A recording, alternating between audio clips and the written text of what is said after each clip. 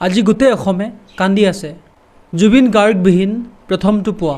গোটেই ৰাতি উজাগৰে পাৰ কৰিছে অসমীয়া মানুহে, হেজাৰজন জুবিন অনুৰাগীয়ে। হঠাৎ সকলোকে কন্দুৱাই আমাৰ মাজৰ পৰা কোনোবা অজান দেশলৈ গুচি গ'ল আমাৰ মৰমৰ জুবিন দা।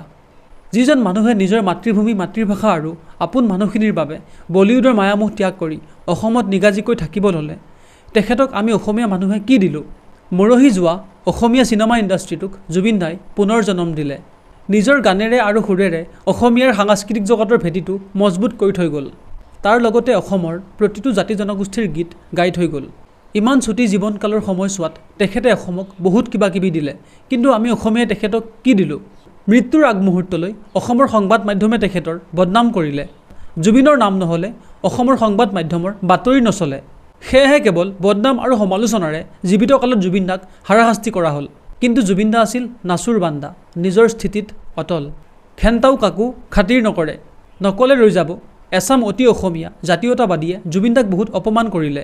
জুবিন দাক গালি পাৰি এছাম জনপ্ৰিয় হ'ল আৰু আমি অন্ধ অসমীয়াই সেইসকলক সমৰ্থন কৰি গ'লোঁ। আৰু আজি জুবিন নাই, হেৰ' অসমীয়া, কাক সমালোচনা কৰিবা? ভূপেন দাই কৈছিল, অসমৰ দৰে নিকৃষ্ট সাংবাদিকতা মই ক'তো দেখা নাই। তেনে নিকৃষ্ট সাংবাদিকৰ নাম আজি মই ল'ব বিচৰা নাই। কিন্তু দুখ লাগিলেও, পাপ লাগিলেও এটা কথা ক'ম, অসমীয়া জাতিটো এটা কেঁকুৰা, লোকৰ ভাল দেখিব নোৱাৰা জাতি। আমি জুবিনৰ পৰা ঢেৰ কিবা কিবি পালোঁ, কিন্তু আমি জুবিনক দিলোঁ কি?